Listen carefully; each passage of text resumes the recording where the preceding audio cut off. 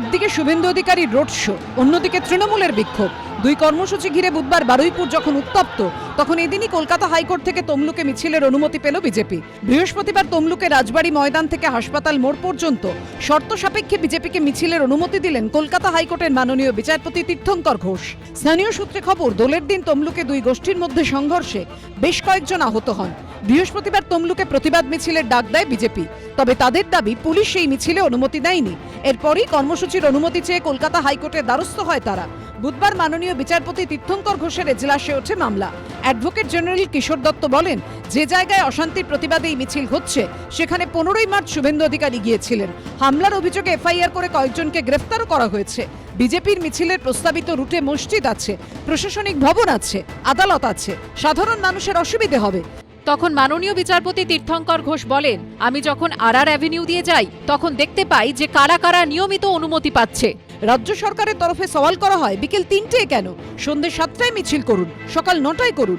বিজেপির তরফে আইনজীবী রাজদীপ মজুমদার বলেন, 1 ঘন্টা সময় দিন, মিছিল শেষ হয়ে যাবে। তখন কটাক্ষের সুরে অ্যাডভোকেট জেনারেল কিশোর দত্ত প্রশ্ন করেন, কার হয়ে এই মুচলেখা দিচ্ছেন, যিনি আদালত থেকে রক্ষা কবচ নিয়ে ঘুরছেন আর যা ইচ্ছা বলে বেড়াচ্ছেন? জবাবে বিজেপির আইনজীবী বলেন, রাজ্য সরকার মিথ্যে মামলা দিলে আদালত তো রক্ষা কবচ দেবেই। তীর্থঙ্কর ঘোষের বেঞ্চ যে অনুমতি দিয়েছে এটা সঠিক। তার কারণ, গণতন্ত্রকে হত্যা করার চেষ্টা করছে এই সরকার। পুলিশ প্রশাসন দিয়ে বিজেপিকে রক্ষার চেষ্টা করছে, নিজেরা যখন তখন মিটিং করছে। বিজেপি কোনো মিটিং চাইলে পরেই আদালতে ছুটতে হচ্ছে। সেই গণতন্ত্রকে জয়ী করবার রাস্তা তৈরি করে দিচ্ছে কলকাতা হাইকোর্ট। দুই পক্ষের সওয়াল জবাব শেষে বৃহস্পতিবার তমলুকে বিজেপিকে শর্ত সাপেক্ষে মিছিলের অনুমতি দেয় কলকাতা হাইকোর্ট। বিচারপতি তীর্থঙ্কর ঘোষ নির্দেশ দেন, বৃহস্পতিবার সর্বাধিক 1000 লোক নিয়ে দুপুর 1টা থেকে 2:30 পর্যন্ত তমলুকের রাজবাড়ী ময়দান থেকে হাসপাতাল মোড় পর্যন্ত মিছিল করা যাবে। শান্তিপূর্ণভাবে মিছিল করতে হবে এবং কোনো রকম উস্কানিমূলক বক্তব্য পেশ করা যাবে না। মিছিলের রুটে কোনো স্কুল পড়লে নিরাপত্তা বজায় রাখতে হবে। যদি স্থানীয় পুলিশ বা প্রশাসন মনে করে সেখানে গন্ডগোল হতে পারে, শুভেন্দু অধিকারীর ট্র্যাক রেকর্ড তো খুব একটা ভালো নয়।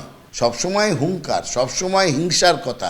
আর তার জন্যে যদি কোনো গন্ডগোলের আশঙ্কা থাকে, তার জন্যে প্রশাসন যদি ব্যবস্থা নিতে চায়, তার জন্য তাদের অধিকার আছে। আবার হাইকোর্টে যাওয়ার অধিকার ওনার আছে। তো হাইকোর্ট যদি যেটা বলবেন সেটাই হয়েছে। বিজেপি সূত্রে খবর, বৃহস্পতিবার তমলুকের মিছিলে উপস্থিত থাকবেন শুভেন্দু অধিকারী। সৌভিক মজুমদার ও কৃষ্ণেন্দু অধিকারীর রিপোর্ট, এবিপি আনন্দ।